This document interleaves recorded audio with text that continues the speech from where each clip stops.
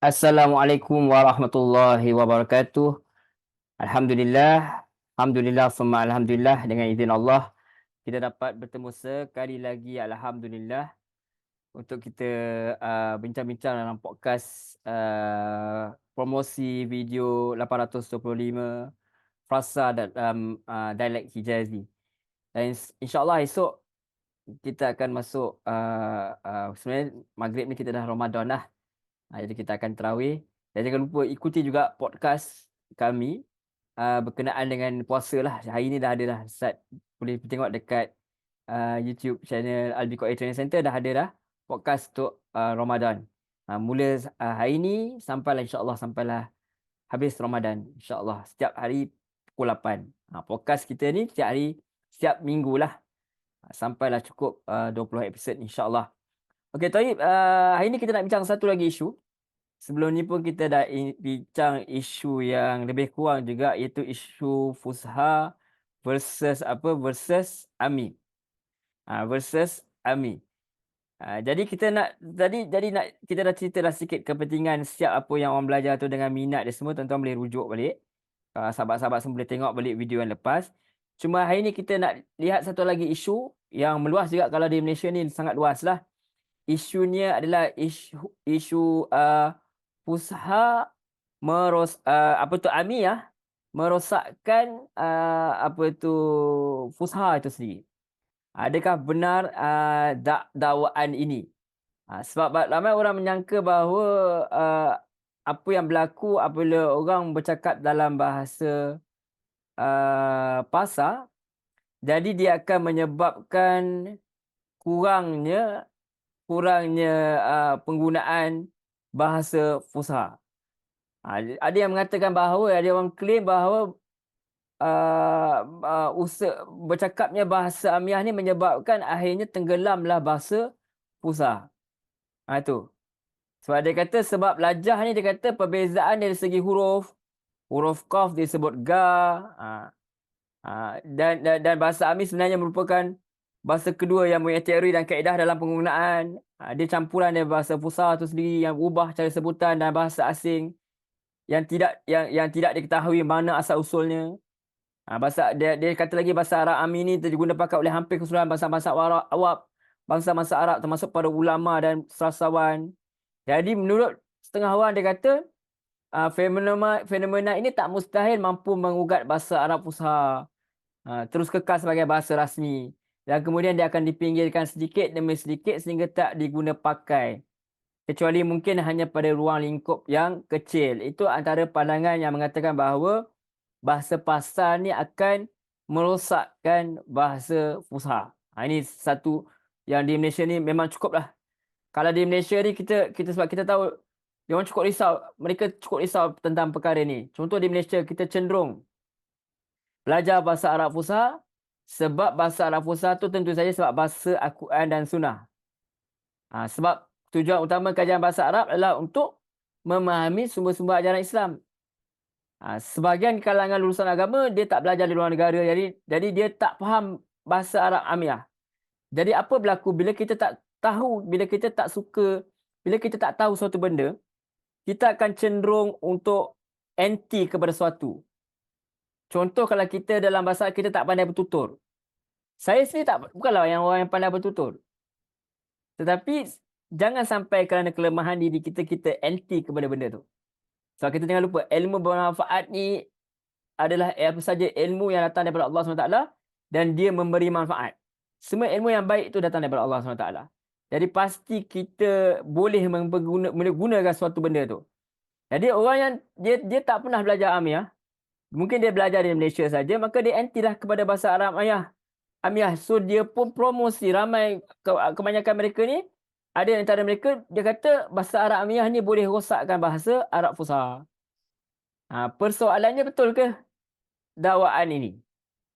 Ramai je kita lihat asatizah yang belajar di Jordan, belajar di Syria, belajar di Mesir, di Saudi. Mereka ada orang yang sangat pakar dalam Fusha. Tetapi dalam mereka juga boleh bercakap dalam Amiah. Ada di antara mereka misal yang mengajar cakap Mesir, yang dia ajar juga Fusha. Ada yang ajar cakap Saudi. Tapi dia ajar juga Fusha. Jadi kita anggap itu sebagai versatile. Lagi mempunyai keluasan cara berfikir. Jadi bagi saya dakwaan yang mengatakan bahawa Fusha itu merosak, Amiyah itu merosakkan Fusha, kita tak kata 100% salah pun tidak juga. Tapi kita boleh kata dia tidaklah sepenuhnya betul.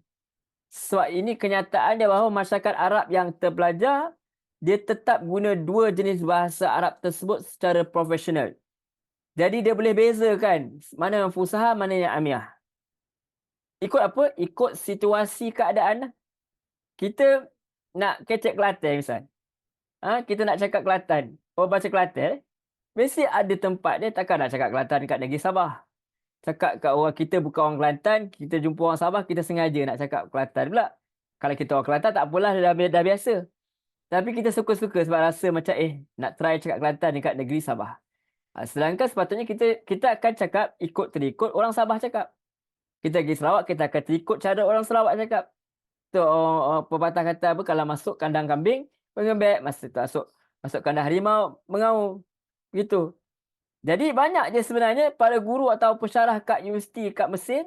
Saya sendiri pernah belajar dengan orang Mesir, tengah belajar dengan orang Syria, orang Jordan di Malaysia, orang Yaman. Jadi mereka tetap fasih berbahasa Fusha walaupun mereka kalau dalam bercakap dengan keluarga, kawan-kawan, dia cakap dengan Amiyah. Sekalipun kita kata walaupun mereka cenderung untuk guna Amiyah, tetapi tidaklah sampai mereka lupa tentang bahasa Fusha itu rasmi. Contoh kita cakap bahasa pasar. Tetapi bila kita bercakap di dalam TV, televisyen, ataupun kita menulis dalam kalangan, kita tidak memasukkan elemen-elemen pasar kita. Tak adalah kita nak masuk dialek kita. Kalau kita utara ke, ataupun kita bahasa pasar, bahasa belia orang Kuala Lumpur kata. Kita tak masukkan begitu. Kita masih menggunakan bahasa baku. Kalau kita lihat berita kita menggunakan bahasa Melayu. Standard yang dikenali. Jadi kalau kita kata bahasa Fusha, Amiyah itu merosakkan Fusha, rasanya bukanlah 100% tepat. Kalau kita kata Amiyah ini adalah satu ancaman, saya tidak 100% bersetuju.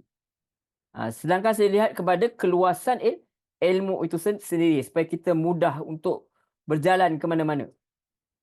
Dan sebenarnya kalau kita pandai, kita dapat lihat bahawa dia bila kita belajar Amiyah ni kita seronok pasal kita guna kat luar, dan kita duduk di negara Arab misalnya, dan dia juga membantu juga kalau kita memang dah faham Fusha atau kita membuat kita untuk belajar lagi bahasa rasmi dia. Itu dia. Sebab kita macam mana pun dia cakap ada berkait juga. Walaupun tukar huruf tapi berkait. Sebab tu kalau kita sepatutnya sebenarnya sudah tiba masanya bahawa pelajaran dan pengajaran bahasa Arab di sekolah-sekolah di universiti Malaysia ni sepatutnya dia tak hanya berorientasikan penggunaan bahasa Arab Fusha semata-mata. Sepatutnya bahasa Arab Amiyah hanya bagi saya dia perlu mendapat ruang dan waktu. Sekalipun sebagai pengenalan dialek saja. Macam kita kenalkan frasa-frasa, 825 frasa. At least kita tahu sedikit-sedikit asas. Contoh kalau kita belajar Mandarin, at least kita tahulah sedikit-sedikit.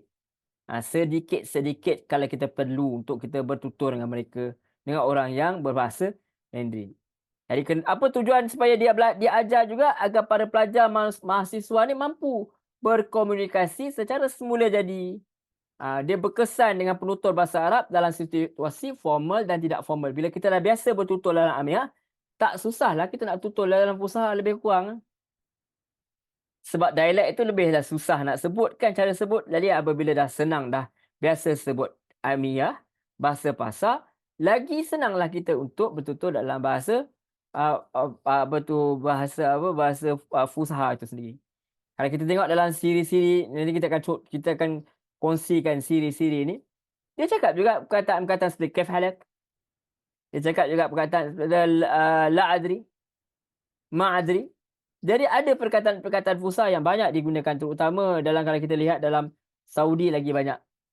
Jadi kecenderungan berbahasa Arab Amiyah sebenarnya lebih menurus ke arah kepentingan, tujuan untuk bergaul dengan masyarakat. Supaya dia komunikasi itu nampak lebih mudah, ringkas, tepat, cepat.